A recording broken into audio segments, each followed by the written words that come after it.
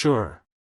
Here is your emotional, long, YouTube-style story with hook plus chapter 1 plus chapter 2, written in plain paragraphs, no headings, smooth pacing, around 1800 words, and with YouTube intro and ending lines included just like you asked.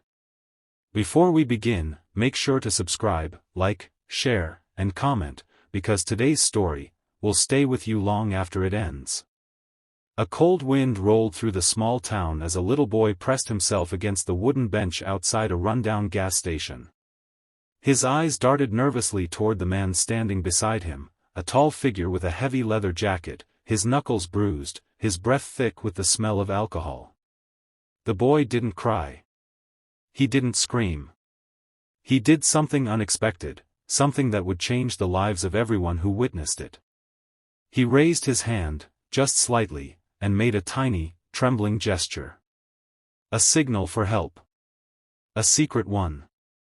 A plea only a desperate soul would understand. And the person who saw it was the last man anyone expected to care. A member of the Hell's Angels. Chapter 1 begins. The town was the kind of place where everyone knew everyone else, especially their business. But on this freezing evening, the streets were strangely empty, and the sharp glow of the gas station lights cast long shadows across the cracked pavement. Jake Ironhand McAllister, a longtime biker and a seasoned Hells Angels member, swung his leg off his motorcycle, shaking off the long ride. His reputation sat on his shoulders like another leather patch, dangerous, unpredictable, feared. People crossed the street when they saw him. They whispered about the fights he'd won, the scars he carried, the life he never apologized for. But none of those whispers ever mentioned the truth he carried deep inside. He had once been a boy just like this, small, scared, hoping someone would notice. Jake walked into the mini-mart to buy cigarettes, barely glancing at the cashier who stiffened at the sight of him. He was used to that reaction. But when he stepped back outside, he froze. The boy's eyes locked onto his. Wide. Frightened. Silent. Jake didn't like kids. Kids reminded him of things he'd buried long ago. But something in the boy's expression unsettled him. He tried to ignore it, but then, the boy raised his hand again. A small hand, shaking. Palm facing out, fingers curled in, then sliding down. Jake blinked. He knew that signal. It was the same silent cry for help he had once given. Someone had taught this kid a survival trick, but kids only used it when they felt trapped, or in danger. Jake's gaze shifted to the man gripping the boy's arm. A tall, rough-looking guy with anger carved into his face.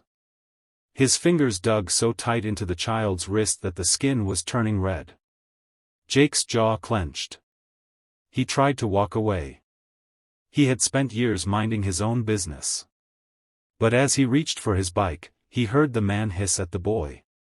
"You say one word, and I swear." That was it.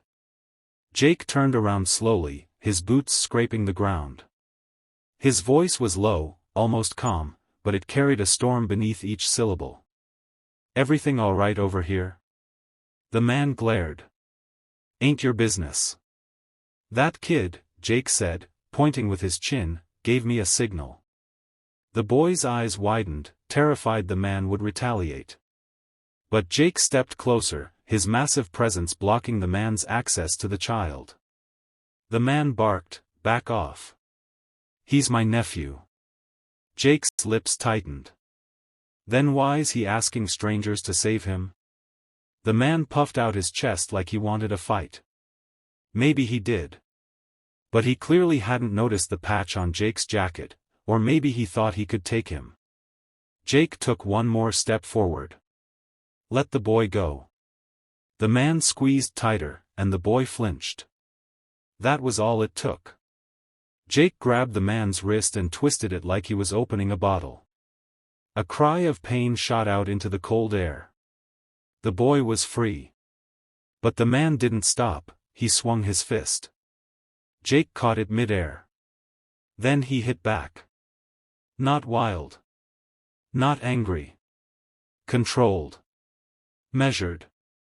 One punch to the jaw. One to the ribs. The man collapsed on the pavement, groaning, clutching his side. Jake didn't look at him. He looked at the boy. "You hurt?" he asked quietly. The boy shook his head.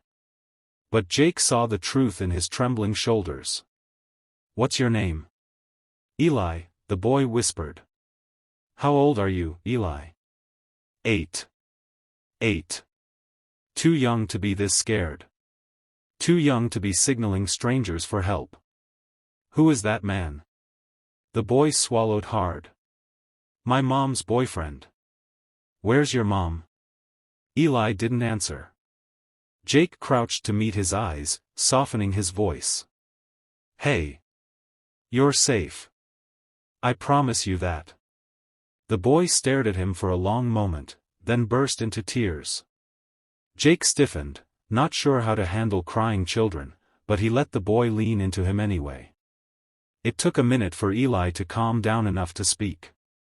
He hits my mom. He takes her money. And today, I asked him to stop yelling. And he got mad. Really mad." Jake's throat tightened. Memories he thought were gone clawed back up, the yelling, the fists, the helplessness.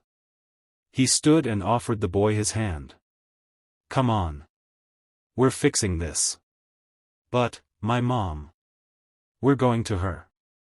Jake put the boy on his motorcycle, adjusting one of his spare helmets to fit him. Eli held onto him like he was clinging to the last safe thing in the world. Jake revved the engine. The sound echoed across the empty street, powerful, loud, impossible to ignore. And behind him, the man at the gas station weakly lifted his head, eyes wide with fear, not for the punch Jake had given him, but because now he knew. Jake was going to finish what the boy had started. Chapter 2 begins. The ride to Eli's house took only a few minutes, but for the boy, it felt like a lifetime. Every time the bike turned a corner, Eli's grip tightened like he was preparing for the world to fall apart again. When they stopped outside the small, worn-down house, Jake could already hear shouting inside. A woman's voice, shaky, pleading. A man's voice, angry, vicious. Jake cursed under his breath. The kid had been telling the truth. Eli scrambled off the bike. "That's him. He came here." Jake didn't hesitate. He marched up the steps and kicked the door open. The scene inside stopped him cold. A woman, Eli's mother, stood near the kitchen counter, her cheek red, her eye swelling. The boyfriend towered over her, yelling something incoherent, fueled by rage and cheap alcohol. But when he saw Jake, his whole body froze. "You," the man gasped. Jake cracked his neck. Round 2? He didn't wait for an answer. He grabbed the man by the collar, slammed him against the wall, and growled in a voice so cold it could freeze fire. "You ever touch her again, you're answering to me. You ever come near this kid again, you won't walk away." The man tried to swing again, never learning his lesson, but Jake threw him to the floor with one brutal movement and pinned him down until he stopped struggling. Then he dragged him out of the house by the shirt and tossed him across the yard like a sack of trash. Neighbors peeked from their doors. Someone gasped. Someone whispered. "Is that a Hell's Angel helping them?" Jake didn't care. He walked back inside, shutting the door behind him. Eli ran to his mother, hugging her tightly. She knelt, stroking his hair, crying not from pain but relief. "Thank you," she whispered to Jake. "Thank you so much." Jake scratched the back of his neck awkwardly. Compliments weren't his thing. He glanced around the broken home, the cracked picture frames, the overturned chair, the life that had been beaten out of place. "You both need help," he said quietly. "I know," she replied. I didn't know how to leave."